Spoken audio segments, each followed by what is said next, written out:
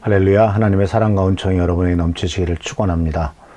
오늘은 사랑의 실천에 대해서 세 번째 시간을 같이 생각해 보도록 하겠습니다. 하나님, 우리들이 변화되기 위해서 가장 중요한 목표는, 변화의 중요한 목표는 바로 사랑하는 사람, 그 사랑의 화신이 되는 것인데, 그와 같은 예수 그리스도의 사랑을, 아가페의 사랑을 많은 사람들에게 전달하기 위해서 우리가 어떤 태도를 가져야 될 것인가 하는 분야에 대해서 어제는 원수를 사랑하라 라고 하는 말씀을 나눴습니다.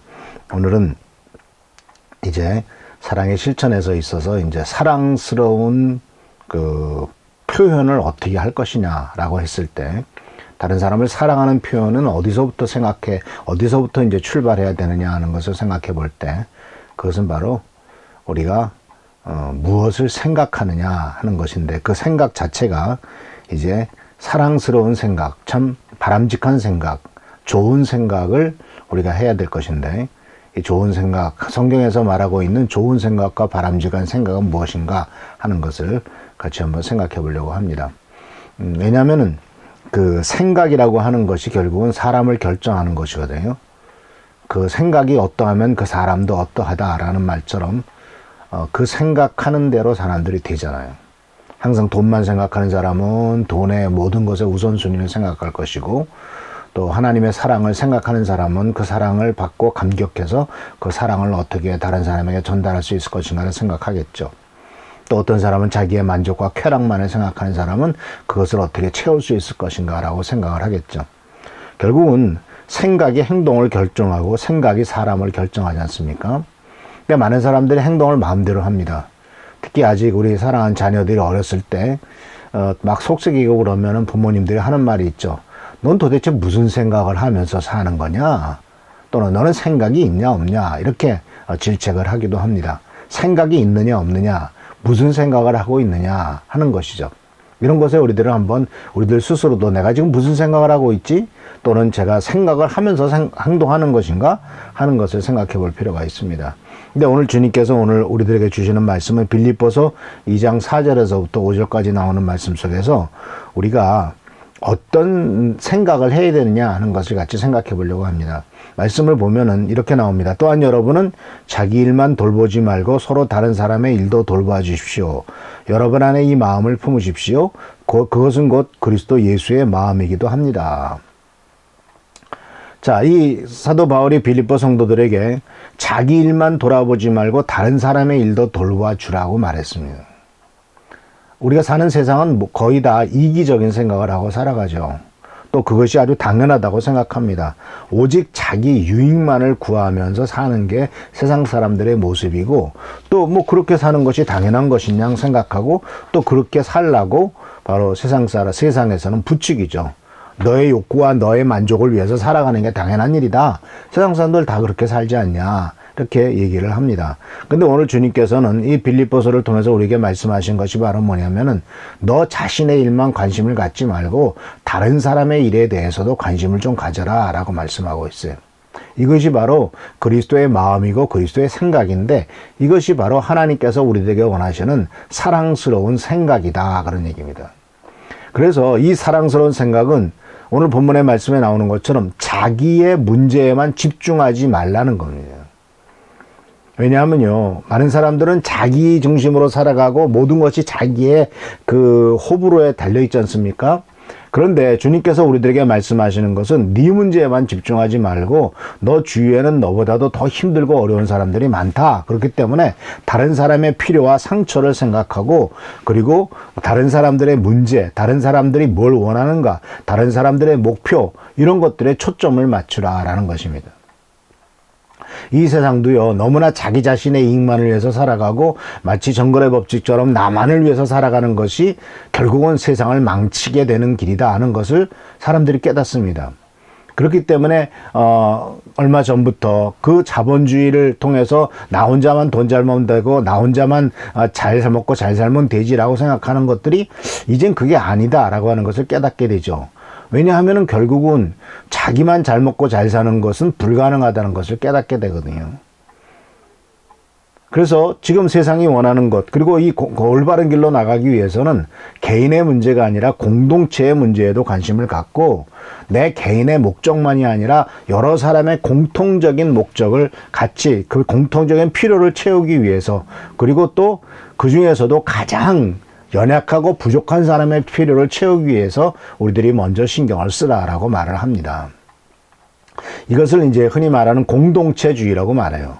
이 공동체주의에서는요, 첫 번째로 관심의 대상이 누구냐면 힘들고 어려운 사람이에요. 성경 말씀 여러분이 알다시피 구약성경에 보면은 하나님의 관심은 항상 힘들고 어렵고 고통스러운 사람들에게 초점을 맞추지 않습니까? 특히 고아와 과부와 나그네라고 여겨졌던 그 소외된 사람들, 사회적 약자들에 대한 관심을 많이 갖고 있죠. 이것이 성경에 나오는 이야기고 또 하나님께서 관심을 갖고 있는 분야이기도 합니다.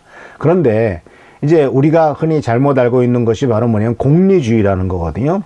미국의 그 철학자인 제레미 벤담이라는 사람이 말했던 것인데, 모든 사람이 다 공통적으로 유익한 것을 추구하자, 그런 것이 공리주의인데, 이 공리주의를 추구하는 경우는 어떤 결과가 나타나는지 아십니까?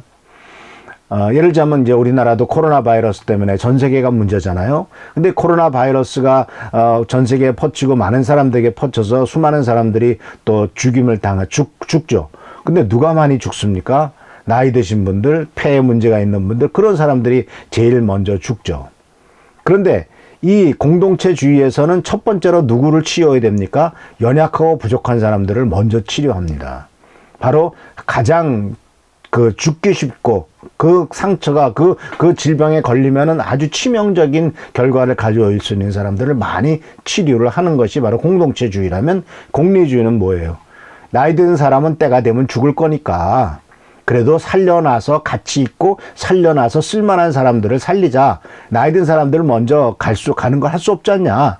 이래서 치유하는 사람들을 앞으로 쓸만한 존재들만, 앞으로 젊은 사람들만, 앞으로 더 오래 살 사람들만 치유하지, 오래 살았던 사람들은 그냥 뭐 어차피 돌아가실 거 그냥 돌아가시게 하자 하는 것이 공리주의에서 나온 결과죠. 그러니까 이런 얘기가 이제 유럽에서도 나오고요. 특히 이제 그 나이 드신 분들이 많은 사회, 일본 같이, 스페인 같이, 이런 이탈리 같이 이런 사회에서 생기는 거죠. 그래서 우리가 흔히 생각하기에 모든 만인의 유익을 위해서 만인이 다 같이 되는 그런 유익을 생각한다고 하지만, 사실은 만인의 유익은 공동체 유익이 아니라 소외되고 힘든 사람들의 희생을 딛고선 유익이 되기가 쉽다는 것이죠. 주님은 그것을 원하시는 것이 아니지 않습니까? 그래서 바로 이 사랑스러운 생각이 나는 내 문제만 집중하지 말고 다른 사람의 문제와 다른 사람의 아픔과 목적에 초점을 맞춰봐라 하는 것이고요. 또 한 가지는 다른 사람의 입장에 서서 생각해 보라는 겁니다. 이런 속담이 있습니다. 다른 사람의 입장을 설려면 적어도 그 사람의 신발을 신고 1km는 걸어봐야 된다는 것입니다.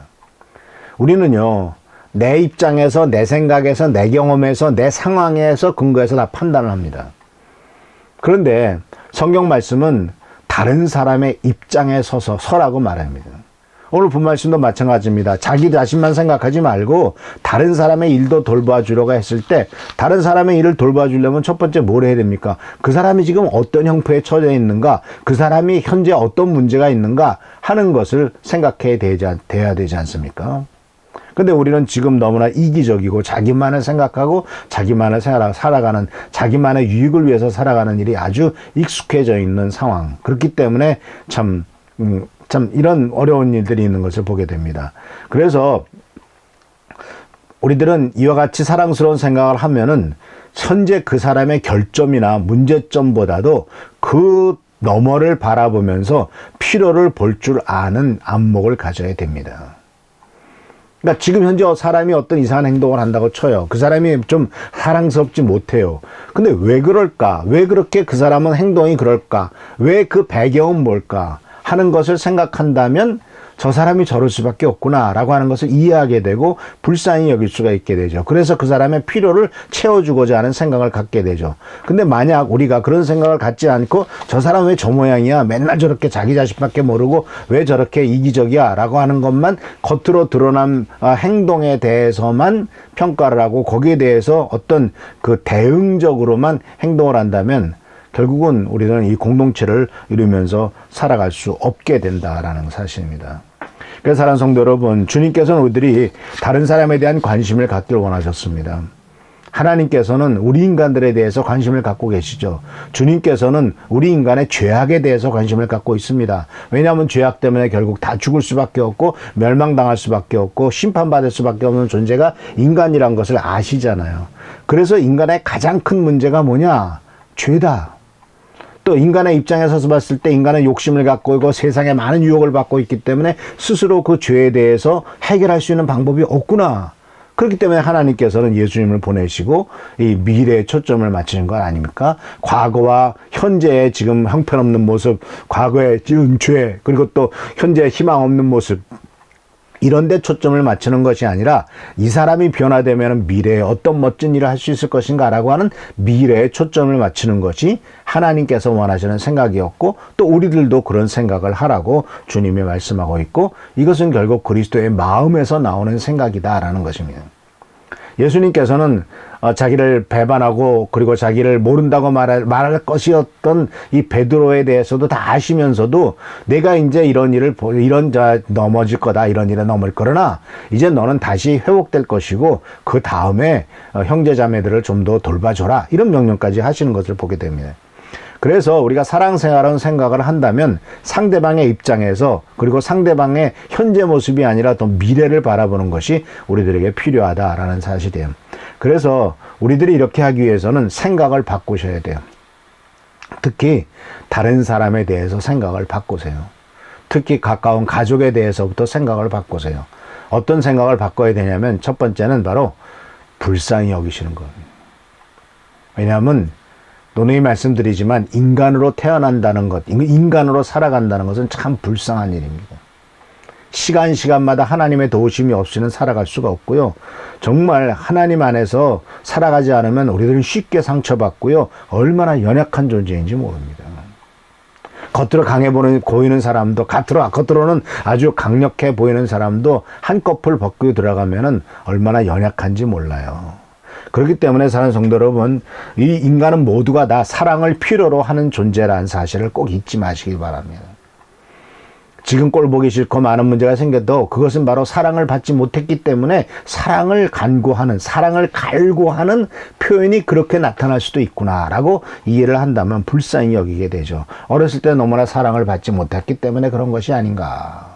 또는 저 사람에게 충분한 사랑이 주어지지 않았기 때문에 그런 것이 아닌가라고 생각한다면 우리는 하나님의 사랑으로서, 예수 그리스도의 사랑으로서 그 사람들에게 사랑을 베풀어 줄 수 있고 그 사랑 안에서 변화되는 것을 틀림없이 볼 수가 있게 될 것입니다. 그래서 사실 사랑하는 성도 여러분, 우리들의 사랑을 필요하는 사람은 우리들을 불쾌하게 여기는 사람들입니다. 사랑하고 싶지 않은 사람들이 가장 사랑을 필요로 하는 사람이고, 아프다고 소리 지르면서 계속 자기의 아픔 때문에 다른 사람까지 아프게 하는 사람들도 역시 사랑이 필요한 사람들이고, 그리고 계속 나에게 주목해달라고, 나를 좀 알아달라고, 나를 인정해달라고 하는 그 이면에는 사랑받지 못하고 인정받지 못했던 그 아픔과 쓰라림이 그 안에 다 감추어져 있음을 우리들은 볼 수 있어야 된다는 사실입니다. 사랑하는 성도 여러분, 인간은 누구나 다 사랑을 필요로 합니다. 나이 든 사람도 마찬가지고 어린아이는 뭐 말할 것도 없고 누구나 다 마찬가지예요. 그래서 세상은요, 정말 나를 이해해주고 나를 사랑해주는 한 사람만 있어도 세상은 살만한 가치가 있다고 하지 않습니까? 우리가 각자가 다 그 주위 사람들에게 내가 그런 사람이 되어야 되겠다라고 우리는 결단하시길 바랍니다. 왜냐하면 이미 우리는 그리스도의 사랑을 받았잖아요. 예수 그리스도의 사랑 안에서 우리는 살아가잖아요. 좌절과 절망과 어려움이 있어도 예수 그리스도의 사랑 안에서 힘과 용기를 얻으면서 살아가고 있지 않습니까? 그리고 어떤 상황 속에서도 하나님의 사랑이 우리들을 향해서 부어지고 있고 취소된 적 없습니다.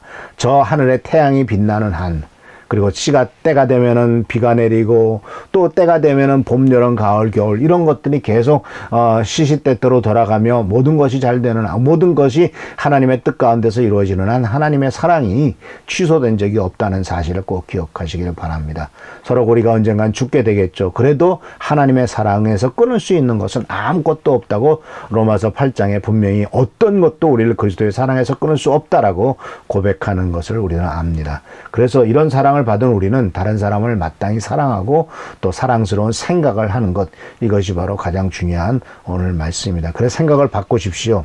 사람을 볼 때 불쌍히 여기십시오. 사람을 볼 때 그리스도의 마음을 갖고 상대방의 입장에서 생각하십시오. 이것이 바로 우리들에게 원하시는, 주님께서 원하시는 길이고 그 결과 하나님의 놀라운 축복과 은혜가 우리에게들에게 더욱더 넘칠 것입니다. 하나님의 사랑이 내 삶을 통해서 전파됨으로 주께 영광 돌리는 우리 귀한 성도님들 되시기를 축원합니다. 할렐루야. 감사합니다. 주님 감사합니다. 우리를 사랑하시는 하나님의 사랑이 끊임없이 부어지고 있고 또 우리들을 향해서도 너는 그 사랑을 다른 사람에게 전달하라고 말씀하시는 것을 듣습니다. 간절히 간구하고 나옵기는 우리 사랑하는 성도님들, 우리 미랄교회 성도님들 정말 사랑의 사람이 될 수 있도록 도와주시고 남을 사랑함으로써 하나님의 놀라운 축복과 은혜를 전달하는 통로가 될 수 있도록 인도하여 주시옵소서. 사랑이 목마른 세상입니다. 은혜를 베풀어 주시고 우리가 이 모든 일을 잘 감당할 수 있도록 지켜보살피시고 인도하여 주시옵소서. 오늘도 함께 하시고 지켜보살피시기를 바라옵고 예수 그리스도의 이름으로 축복하며 간절히 기도하옵나이다. 아멘. 오늘 7월 8일입니다. 이제 산재 재판이 7월 17일 날로 잡혀 있는데 계속 기도해 주시고 또 여러 가지 질병 때문에 고통당하신 분들 속히 치유되도록 하나님 앞에 기도하는 여러분 되시기를 축원합니다. 할렐루야. 감사합니다.